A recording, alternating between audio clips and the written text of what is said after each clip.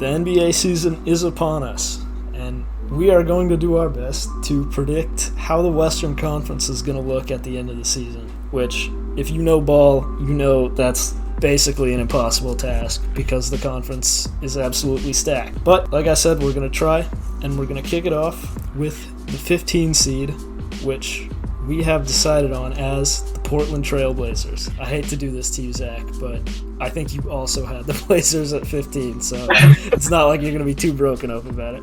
Yeah, I mean, this really is one of the worst teams in basketball. If you look at the roster, it's like Deni Avdija, DeAndre Ayton was playing good. They got Anthony Simons, and you're like, okay, maybe this team could be like pushing for a play-in. But sadly, Chauncey Billups is the coach of this team, and coach is really a strong word because I think Chauncey's more of a supervisor. He doesn't seem to make any adjustments in game. I think Donovan Clingan kind of had a little slip in a press conference and basically admitted to him not doing anything in practice either. So I think I really would be shocked if this team won like 20 games. I think something like 15 is still an optimistic goal for them. Yeah, just really not excited to watch this team. Hey, I mean, you don't think they're going to win games, but Chauncey doesn't take no for an answer. Oh no. But yeah, I mean, their roster's not that bad. They're good players, but like you said, terrible coaching. They've had some injury problems. They're paying Devontae Graham $13 million. I don't know what's up with that. But unfortunately for the West, someone's got to suck. And I think the Blazers would honestly probably be like 12th or 11th in the East, but yeah, it's looking bad for them out West. Now, see, I had them as a whopping 14 seed. You're a major and my optimist. Oh no, pessimist. See, the Blazers, they want their pick to be as good as possible. So they want to be as bad as possible. So the Blazers suck at winning, and the Blazers, I predict, will suck at losing and not be able to secure the 15 seed. So, yeah, reserve that for the Jazz, which, I mean, we'll touch on pretty soon here. But we'll get to that. I'm very moved by Delano Banton and Duop Reith, so... If the goal is to be the 15 seed, we need to see a lot more Delano Banton. And a lot less Duop Reith. Best stretch five in basketball, some would say.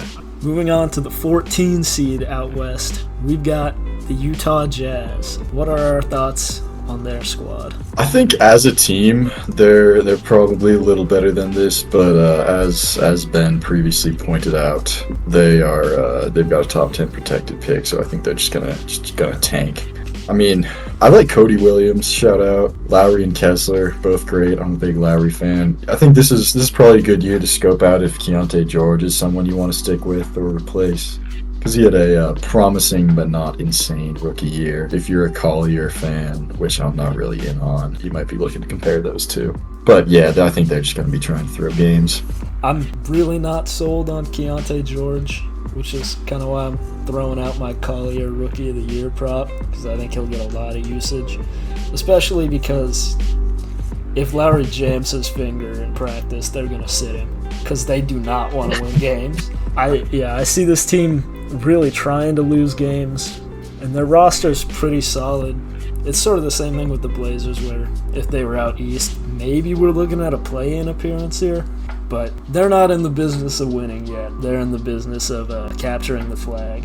When did they get Drew Eubanks? I just have to interject with that. Don't hate on Oregon State Beaver. The Shack of Drew Eubanks. Shout out Shvi Mikhailuk. I wonder if they also tampered to get Drew. It takes a lot to sway him over to your team. I wonder how much they put in. Do we have any further thoughts on the Utah Jazz in the year of 2025? Not especially. All right, moving on then to the 13 seed, we have the San Antonio Spurs. I mean, this is a really pretty similar core to last season. And obviously, they've added CP3.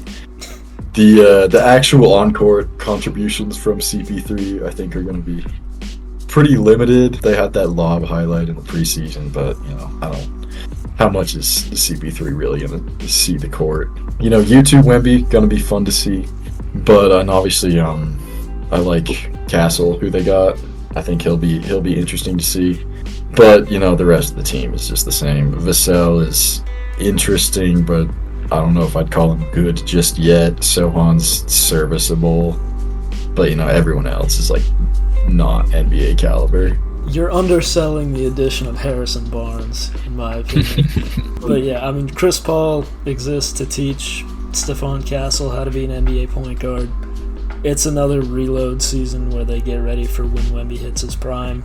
They're not really going to be trying to win very much this season, but I do think that their roster is better compared to the Jazz and Blazers, that they'll end up above just purely based on that. This team's not going to be very good, though. Yeah, I generally agree, but I do see at some points in the season the Spurs being in and around the 10-11 seed, just because they still have Pop, so I don't know how much intentional losing Pop can undertake anymore. He's very old at this point. He's mid-70s, I believe.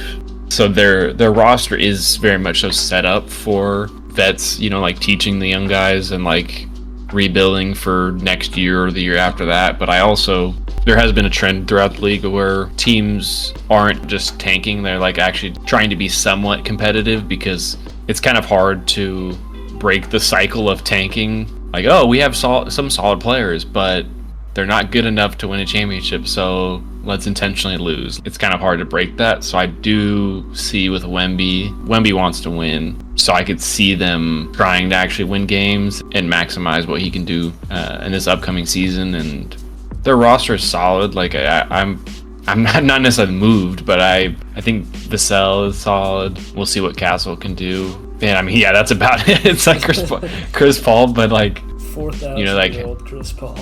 Yeah.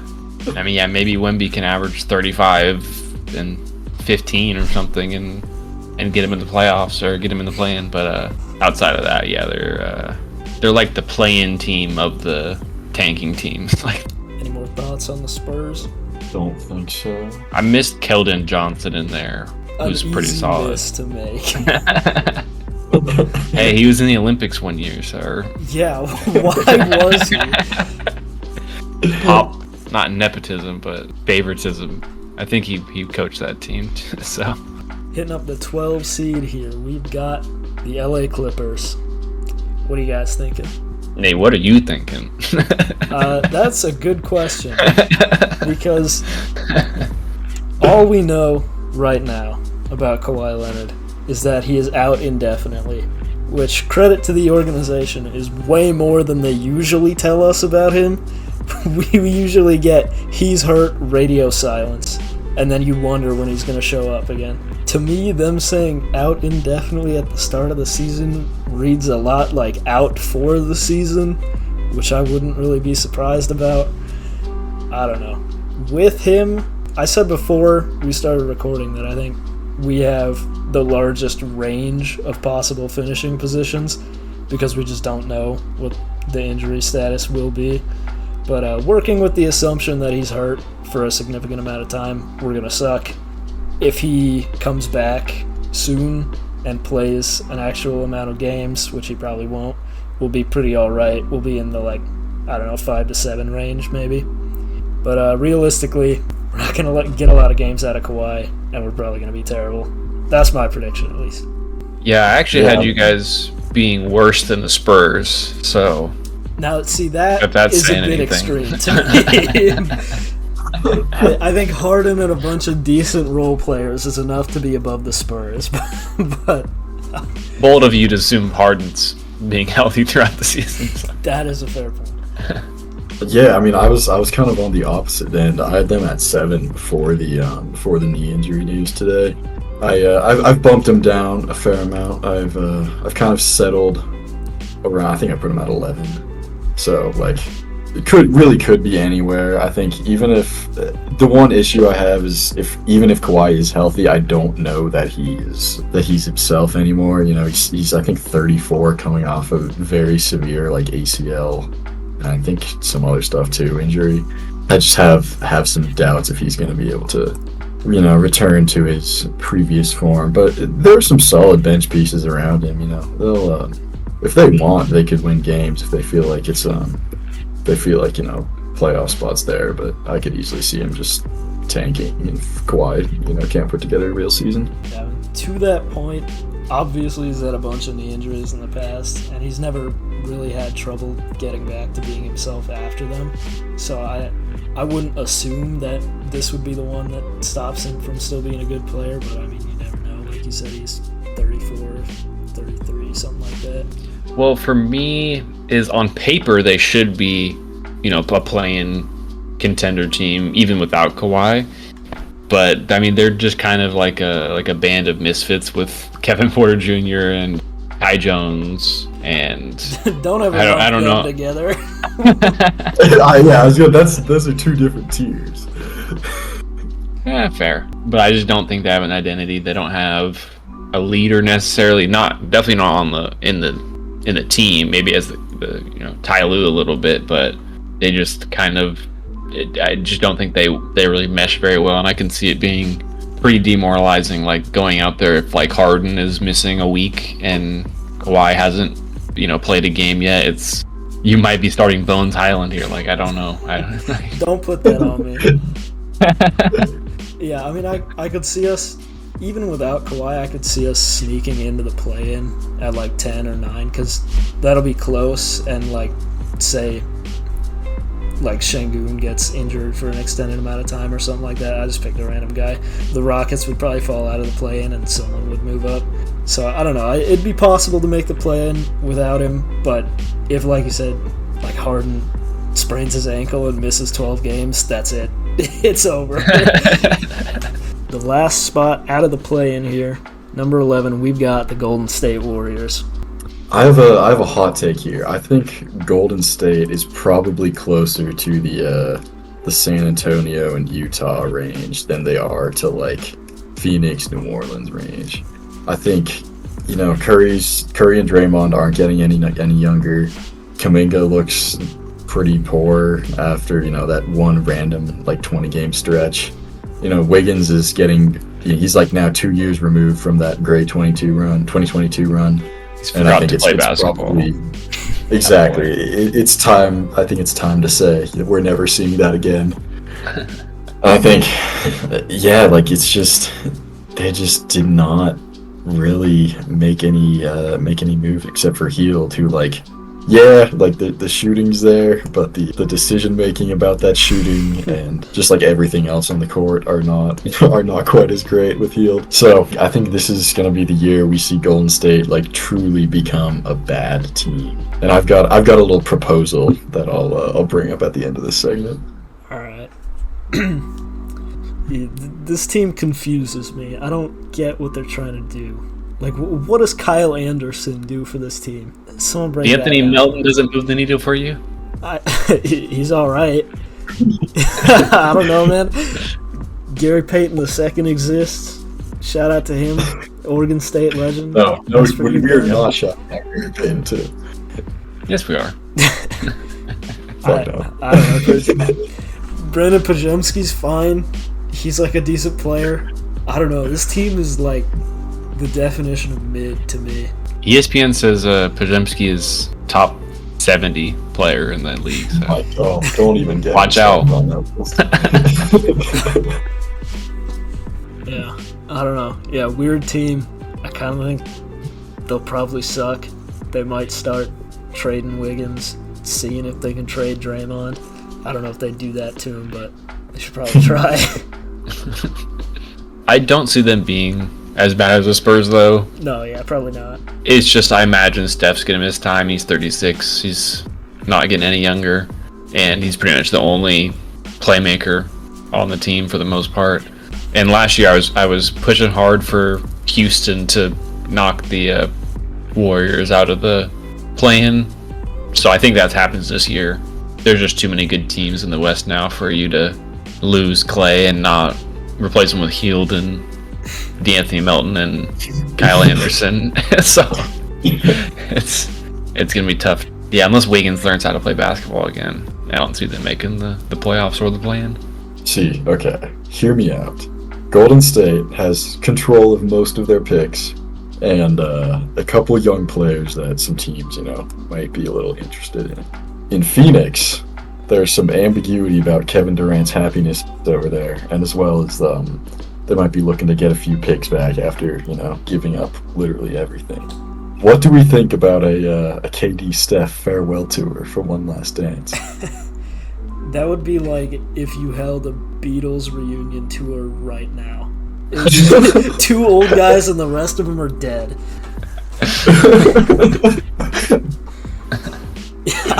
I mean, they'd make the play-in. I'll give you that. I don't think that team would be better than Phoenix right now, though. There's no way. Come on. That is not true. I don't know, dude. It'd be Steph, KD, and then what? Fellow retiree. I don't know. That would be some real stupidity from the Suns and Warriors. I hope it happens. It would have to be Draymond for KD, which would, yeah, I'm all for that. I'm all for that just for the Wiggins, optics of that. Draymond, and Kuminga for KD. That would make the documentary about the Warriors in 30 years so much more interesting. I kind of think that team would be terrible, actually, now that I'm thinking about it. I don't know. I think there's a vision there, but you're probably right. They would just give up all of their decent pieces. Make it happen. That's what I want to see. First play-in spot here. The 10 seed. We've got the Houston Rockets. I think the fate of this team hinges on Jalen Green. If he can put together a run, not something you like to hear, but if he can put together a run, where the 3 balls falling like it was in it was like February last year. He had a month of averaging like 25 or 30. I think it was like it was 24 over 1 month span or something like that. And then that just opens up the whole offense. They look like a really good team when Jalen Green's like running on full steam. But you never know what you're gonna get from him. I like Shepherd too, but you really got to bring him off the bench because you can't be having a Fred VanVleet and Reed Shepherd backcourt. That is probably worse than 2 traffic cones. And then I don't know. I'm lower on a man than people too, so. Yeah, I think this team is gonna be. They're gonna win, 30 high 30s games just off of Sengun, Jalen Green, and pretty good defense. But I think they've got some choices to make in the future regarding how they want to structure who's the guy for this team and is he even on this team. Yeah, I will say this isn't the East. Like last year, the 10 seed was a 46 win team, and the Rockets were 41, and they missed the playoffs or missed the play-in.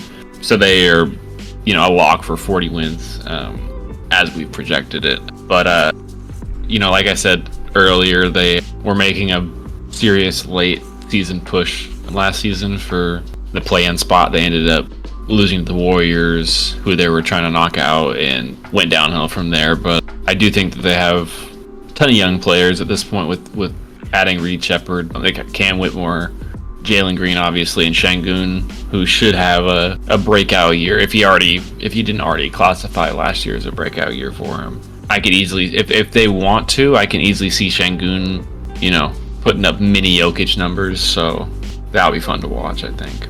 Yeah, they should be pretty solid. Like you were sort of saying there, this is a really young team. They've got a lot of guys who are like under 25 that are going to play big minutes. So I don't think they'll be like genuinely good yet, but they've got a pretty decent future ahead of them. They've got picks, I'm pretty sure. And once you get rid of Fred VanVleet, this is looking like a pretty good young core. So I could see them being pretty good in a few years, but this isn't going to be their year to actually compete. But yeah, 40-plus wins for sure. The number 9 seed, in my opinion, one of the hardest teams to project for this next season. We got the New Orleans Pelicans. What are your guys' thoughts? Daniel Tice, you are the starting center for the Pelicans. Now that you simply don't wish on anybody. Yeah, I just have no idea what to expect here. Like, DeJounte and CJ, from what I've seen, it looks kind of clunky. Like you said, it's either going to be Daniel Tice or, God forbid, Herb Jones at starting center, that is just like genuinely criminal. Like, so I think they're better off, just trying to trade for some bummy like backup center than running with either Tice or Herb. But yeah, like it really could be. It depends on a lot of things. It depends on, how well do DeJounte and CJ work out. It depends on how healthy Zion is. Can they get a real center? Yeah, just tough to discern where this team is going. Yeah. There is a world where this team is like close to Spurs level. If Zion misses the whole season and Ingram misses like 40 games, which he has in the past, because I don't anticipate CJ and DeJounte working together. There's absolutely no size unless Yves Missi ends up being a good player, which I guess we'll see. And then there's a bunch of solid role players, 3-and-D, catch-and-shoot guys. Given that Zion stays healthy, Ingram stays healthy, they should be pretty solid. They should make the play-in, but, especially with Zion, that's been a really big question mark in the past. So it's really tough to say where this team is going to finish. Yeah, I'm pretty high on DeJounte Murray, as we touched on in our soon-to-be-released top NBA players. I think he's debatably, better than Trae Young when you factor in defense. So, all those catch-and-shoot guys, they actually need somebody to pass on the ball, and now they have someone who theoretically can make some plays out there. So it's just the center position is the main question mark, because with Zion being a 285-pound non-rim protector, you need a game plan around having him at that power forward position. Like you can't just throw Herb, God forbid, Herb Jones at the center position and just think it's gonna sort itself out. And then there's the Brandon Ingram situation where he can't be happy with Herb Jones at center. So that's. But there's been rumors that he could be traded, so that could loom over them and hurt some of the team chemistry there, especially if they're not, if they end up trading him, if they're not able to trade him for 20 games, 30 games into the season. It could be pretty rough for them to adjust with that, considering their squad's not that good. It's solid, but in the West you need a more than solid team if you're going to be making moves at the deadline or things like that. Coming in at the 8th seed, we've got a tie, but I'm going to say the Sacramento Kings. We'll get to who they're tied with later. I will step up and defend the Kings here. I've got them at 6, and I think like a tier above the other two who they're tied with. I love what they're doing with DeMar. I think out of like the Sabonis dribble handoff thing, just like DeMar makes so much sense with that, getting to the mid range. Keon Ellis, Keegan Murray both played great. Keegan Murray had a bit of a drop off last season, but he looks like he's back. That remains to be seen, I guess. But I'm optimistic there. There are definitely some questions with defensive length. It's a small team, and the bigs they have are weak defenders with like Sabonis and Alex Len. I think Keegan Murray is the biggest real defender on the team, which is definitely a problem in the West with a lot of talented bigs. I think they're probably like one move away from being a legitimate like good team. If they get someone like Finney Smith comes to mind, or like Matisse Thybulle or two that I would like to see. But like if they get a little more defensive length, like the offense is there, we know that. I think this team is pretty solid. I'd agree with that. Yeah, I think they'll be good. It's just the thing in the West is that this like 5 to 9 range is going to be within like 2 or 3 games. Just because I have the Kings at 8, doesn't mean I couldn't see them moving up even to like 5, especially with how close it's going to be if you have like a major guy go down with an injury. Even for 5 games, that could end up mattering a lot for the standings, because losing 3 of those 5 games could drop you out of the play-in. But yeah, I just think the problem with the Kings wasn't their offense last year. It was their defense, and they didn't do a whole lot to improve that, in my opinion. So I don't see them being really towards the top of the West, but they should make the play-in. They should probably make the playoffs after that, and they won't be easy to beat in the playoffs. Yeah, I agree, especially with like the defense, because DeRozan and Fox are not zero on defense, but pretty close to it. And I'm also wondering how DeRozan's going to affect the spacing, because he's a notoriously non 3-point shooter. Unless he's like making game winners, then he's good for three. But I don't know if we've talked about in other episodes, but the DHO thing, you could just copy paste that with a Fox with DeRozan, I feel like, so that'll be solid. But yeah, I mean, we didn't really question their offense at any point, like during the revitalized Kings era, but their defense just isn't going to hold up. So like, they're definitely going to have some games where DeRozan hits a game winner for the 140 to 137 regulation win,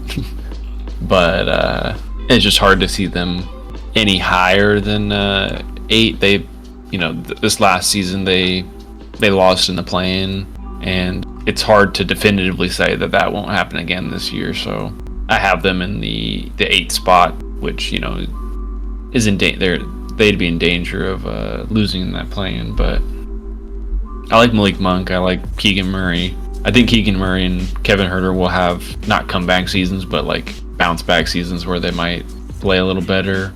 But yeah, they just don't have a defender at the big position, or like the wing position. Keon Ellis is solid as a guard defender, but he weighs 175 pounds, so you're not putting him on LeBron or like KD or. Coming in at the 7th seed, the last team in the play-in, the team that we had tied with the Kings. We've got the Phoenix Suns. Someone call the police, because there is a scammer on the loose in Phoenix. We talk about Ben Simmons being, one of the league's best scammers, and in fairness to Bradley Beal, he does play games, but he's like the 6th highest player in the league. When his really the only thing he brings to a team is scoring, and he's putting up 18 points per game on mid efficiency. So like, the Beal signing just looks worse and worse every day. But at the end of the day, you do still have KD and Devin Booker. So, they will just win some games off talent. Also, I like Tyus Jones. I think having a legitimate point guard who doesn't, need to score the ball first is, definitely something they needed. The bench depth is still weak. The flow of offense is still a struggle to watch. I mean, yeah, it's the same problems they've had. They're paying their top 3 guys way too much to afford anything past Nurkic and Grayson Allen, which is not a sentence you should want someone to say about you. But I mean, they've got talent. They brought in, who's the coach they brought in? His name is slipping my mind right now. Budenholzer. Yeah, they brought in Budenholzer. He's fine. He's not going to lose them games they should win. They'll be pretty good. They'll probably win about the same amount of games as they did last season and not really be a threat in the playoffs, but they'll be there. That's about all you can say for this current iteration of the Suns. They will exist. Most certainly they will. And we got a reuniting of Yusuf Nurkic and Mason Plumlee on the Blazers big men. And I don't think you ever want to tout your bigs as being Blazers big men. Like, this isn't the 1970s. So there's no Walton to be seen on this Phoenix Suns roster. So yeah, they're paying 3 players $150 million in one season. So pretty lackluster bench. I mean, they have Tyus Jones, huge, and Bol, literally huge. If he ever wants to play basketball, as Shaq describes him as being a basketball player. It could be Wemby, or he could just sit on the bench like he always does. I'm with Shaq. I think the Suns should give Bol a chance. They should play him 45 minutes a game. Go to the playoff spots then. And we've got another tie, but we're going to start with the 6th seed. It's the Memphis Grizzlies. What are you guys' thoughts on that? I'm conflicted about the Grizzlies because the core is essentially the same from, 2 years ago when they were making playoff runs, except you've got Marcus Smart now, who's a great secondary ball handler and going to improve that defense. You've also replaced Steven Adams with Zach Edey, who's, say what you will, but he's looked good in preseason. I don't think he'll continue at that level, but I think he's at least going to be serviceable. But there is some issues on this bench. This is like sneakily maybe the worst bench in basketball.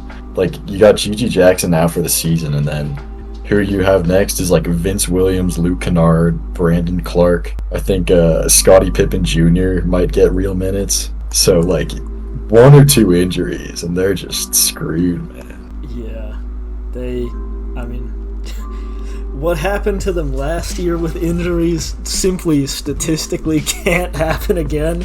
You'd think their depth is, it's not good, it's not fine, it's almost good enough to compete, I'd say. And if you get one guy who plays like above his regular ability, you'll be alright. The problem, like you said, though, is a single injury to like the top 3 on their squad is just going to be it for the season, really.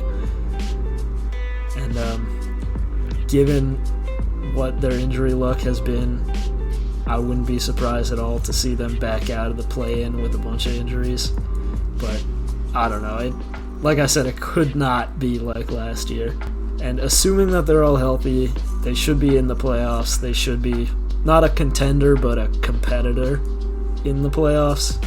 So we'll see if that's actually how it goes, but it's a decent roster top to bottom. Yeah, this is basically they're I think they was the 2 seed that one year. It's like the same roster. They have Marcus Smart now, which we haven't really seen him play meaningful minutes because they all got hurt. So I would like Gigi Jackson. I think he's gonna be reevaluated in like about 2 months. So he shouldn't be out for the season. He broke his foot in September, or he had surgery in September. But yeah, I think the 6th seed last year, the Suns had 49 wins. So, I think the Grizzlies, when they were the 2 seed, had mid 50s to low 50s wins. So tack off a couple and then we're here. So I think that's a fairly accurate prediction. Obviously last year they were god awful because they just didn't have anybody healthy. So Edey could be interesting if the NBA won't call him for offensive fouls or travels like happened in NCAA. So that's a thing, I guess. He will be there. He will be playing. Yeah, I'd like to see what they can do at full strength with Marcus Smart. So I feel like the 6 seed's a pretty fair prediction. At the 5 seed, the team that was tied with the Grizzlies, we have the LA Lakers. And I'm going to start this one off with just a quick thought that you guys are quite a bit higher on this team than I am. And the reason I'm not super high on them is that it's the same exact roster from last year. Almost exactly. You swapped out Taurean Prince for Dalton Connect. See, Nate, that is precisely why I had them here. Is because they last year, Cam Reddish missed significant time, Vanderbilt missed significant time, Vincent missed significant time. We're talking about mid players here, but we need the mid players so we don't have to play. I want to erase that from my memory, actually, from when we had to start Taurean Prince.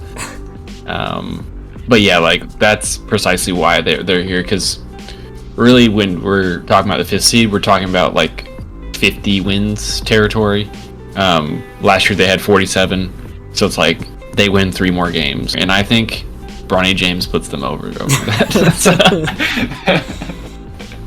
Yeah, the speed with which he will pass Gatorade out to the other players will put them over the top. His cheers will be heard from the stands. I was just going to say quickly, this is another sort of tough team to predict because we have no benchmark to know what to expect from JJ Redick. So however that goes, I guess we'll see. Yeah, I mean, I'm a JJ Redick believer. I think, whatever he does, it will certainly be interesting to watch. But from what I've seen preseason, it looks like he's, putting together something a little more concrete than what Ham was doing. And also, I think they were the 8 seed last season, and I think the 5 seed was Dallas. Like there were 3 games separating the 5 and the 8 seed, and did Darvin Ham coach them out of winning 3 games? Absolutely. Probably, right? Like, I think, just with the West being so tight, like, I think this Lakers roster is probably a little better than people give it credit for. So, with a coach that can actually utilize that talent, I think they're kind of gonna bump themselves up to the top of the semi contenders, I would say. Yeah, one more thing that I sort of forget about is the buyout market tends to be like a non-zero factor, and the Lakers get every single buyout, along with the Suns. So I guess that's a plus side the Suns have going for them. Taj Gibson, come on down. Harry Winkle Jr., Tucker, PJ Tucker, come on down. I will drive down there and bring him to your door. One final thought on the Lakers. If there's another injury to Gabe Vincent, we could well be seeing Bronny minutes. Because as much as he was not good, is he better than Jalen Hood-Schifino? No, he's not. I'll answer that. I don't think so. That's trash versus garbage is what we're working with there. There has to be at least 7 players who would play before Bronny if Gabe Vincent went out. JJ among them. Coming in at the 4 seed, we've got the Minnesota Timberwolves.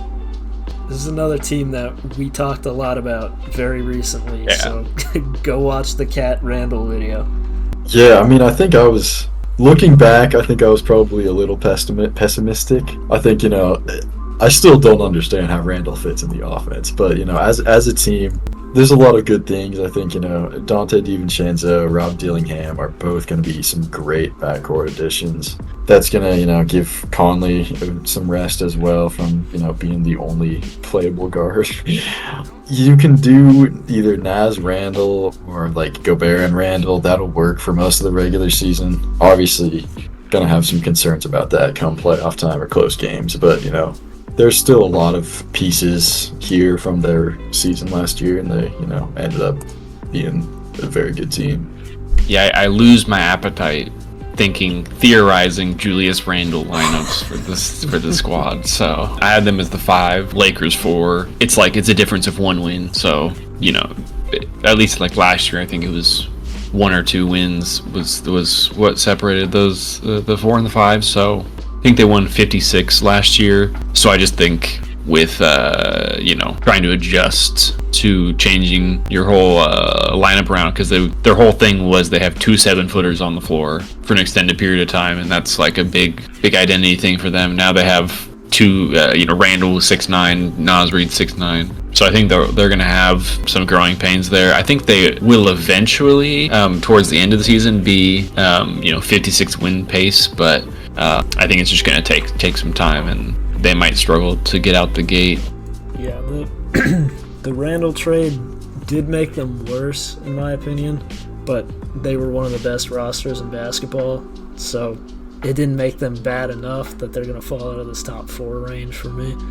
They'll probably win close to 55 games, if I had to guess, but the top of the West is just going to be ridiculous, so we'll see exactly how it falls, but yeah, I don't know how Randall's going to fit.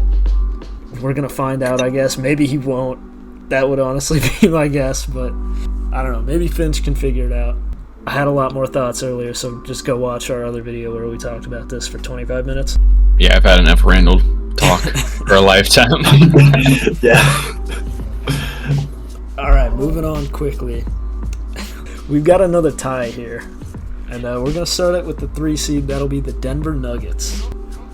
I have a few concerns. I think, I still got them at the 3 seed. They'll win games off of, just being Jokic, Gordon, and MPJ, but I think there's doubts that are being seeded in my mind. Losing KCP harms, already, not great perimeter defense, as well as getting rid of like one of very few good shooters.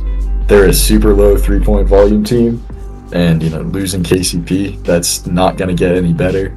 And I think a lot of this is you just don't have people to replace him with. You've got Christian Brown, who's did not look good preseason.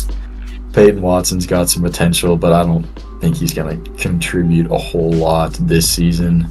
And you've got Russell Westbrook, who makes absolutely no sense in Denver's system. I can't decide which would be funnier. Russ like completely changing his play style to become like the perfect complementary shooting guard next to Murray, or him just like completely tanking this team. I think both of those are very funny outcomes, but I think him just throwing everything off is far more likely. Yeah, you took the words out of my mouth there. Him being in Denver at all already makes the situation funny. There is no outcome that won't be funny. By far the most likely one is he's not going to mesh with them at all. And actually, the funniest outcome is come February he gets unceremoniously traded to the Jazz a third time and bought out. Which honestly is pretty likely. I could definitely see that happening.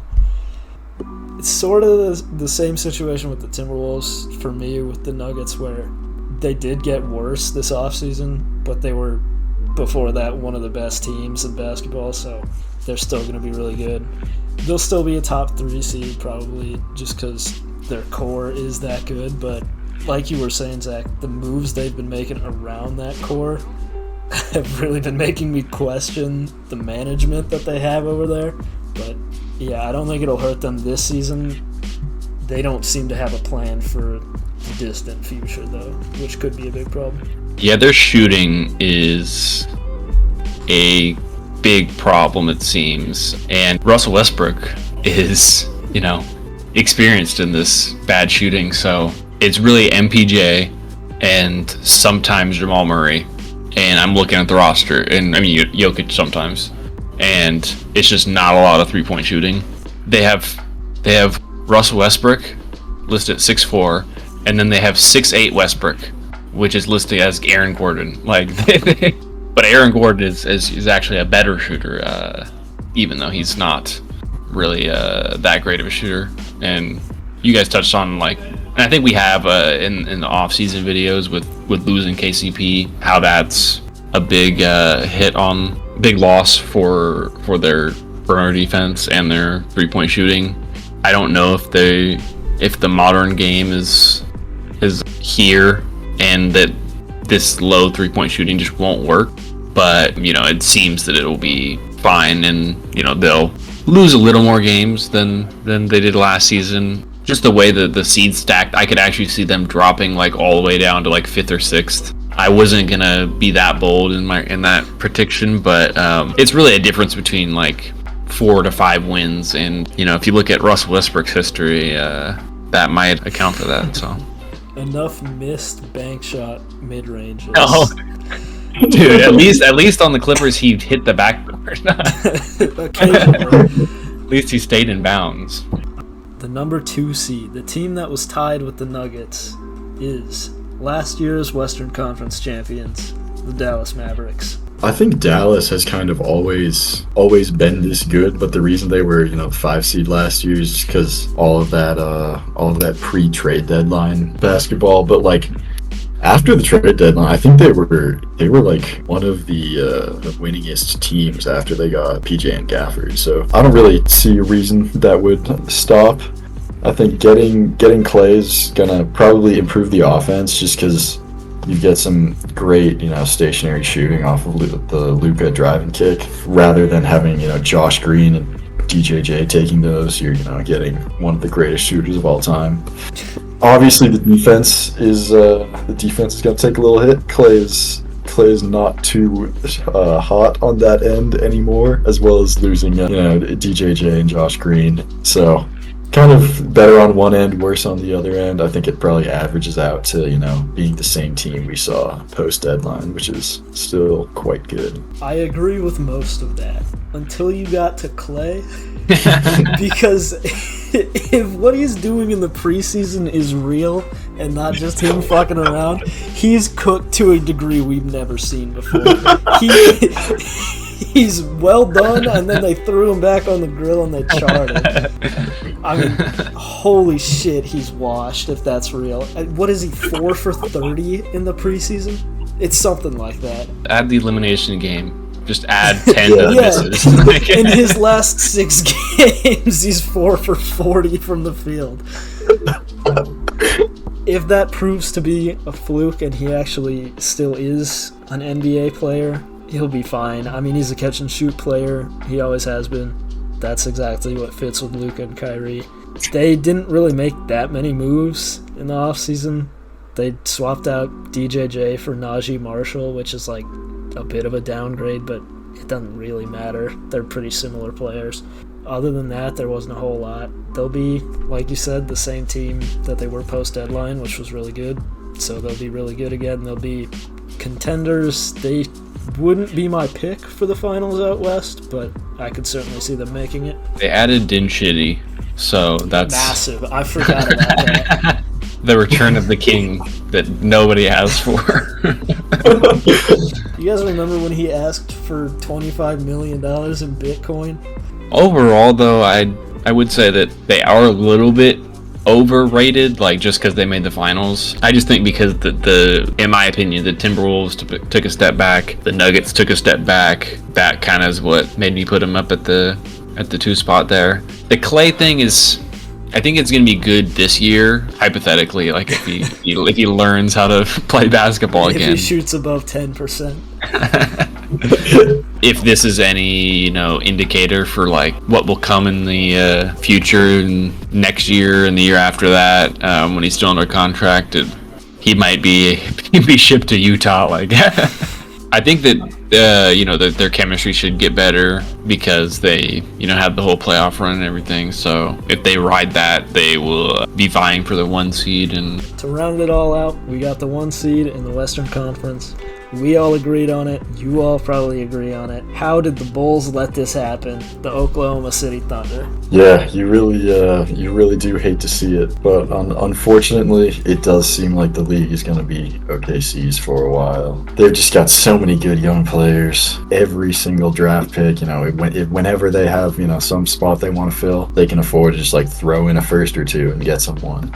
Or Caruso, 5. obviously great. Yeah, exactly. You can just go get like an all-star if you want. He's Caruso. He's great. He's probably going to be replacing a lot of Giddey's minutes. Obviously, I guess Hardenstein's out for a month or 2, at least probably more than 2. I think it was Yeah, he broke his hand, so I mean that's a pretty major. So we won't see him for a while, but when he does get back, I think he actually adds a fair amount. They were a pretty bad rebounding team last year with Chet just being so light and easy to move around. A lot of very large centers in the West, so I think having Hardenstein there will help them even more. And then they were also like letting him, like giving him the ball at the top of the key like he was Bill Walton, and then just letting him like pass the backdoor cuts. It was very interesting.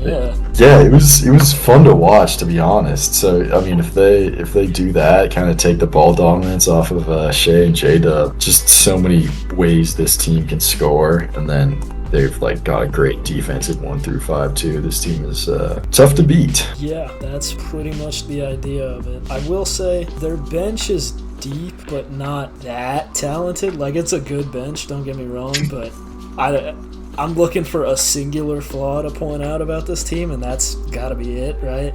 That their bench isn't insane. It's just good. They're getting to the point where they're gonna have to trade like 3 young players and 14 picks for I don't know, Joel Embiid or something. I don't know what's gonna happen with this team, but they gotta cash in on their assets at some point, right? They got too many guys. They traded Trey Mann for Gordon Hayward because they didn't want to pay him. I don't know. The unfortunate reality is that this team is really good. The odds that the Clippers give them pick 12 again this season are pretty high. So they'll probably be pretty good for a really long time, and that is unfortunate because of what team we're talking about. We can talk about the flaw that will be present for like the first like 2-3 months of the season, which is your starting center weighing 213 pounds. Like that's certainly something. You guys touched on Caruso. Like that's the worst trade since we traded Brittany Griner for the Merchant of Death. Like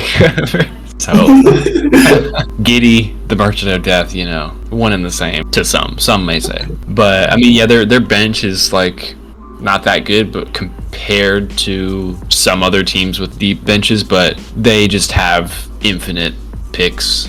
Like yeah, they can Sam just trade for Presti. anyone. It doesn't matter that they don't have Sam a bench Presti now. can pull like 7 picks out of his fucking magical hat and just materialize like an all-star caliber like bench player, so it shouldn't be a big problem there. Like they've kind of been able to fill in with like these young guys just to like shoot threes and get deflections. So I also think with their age, it's going to like bias them to regular season wins versus postseason wins. Not to say that they can't win in the postseason. I'd probably say like 3 or 4 of the teams in the West, I could see them in a playoff series being very competitive, if not just like winning outright against the Thunder. But they definitely should be motivated, and Caruso's huge for them. Really don't know how they did that one. It's hard to look at their squad, look how they've upgraded, and say that they're going to win less games than last season. So unanimous 1 seed for the Fuck It We Ball predictions. You had the appropriate amount of despair in your voice when you said that last sentence. Yeah, we're probably looking at an OKC Boston finals, which just sounds like the end times are coming. What the fuck? Stay tuned for the Fucking We Ball live stream during Game 7 of that series where I shoot my head off. Yeah, I was live on about to say. camera. It won't last long, the live stream. It'll last until someone enters my room and finds me. Yeah.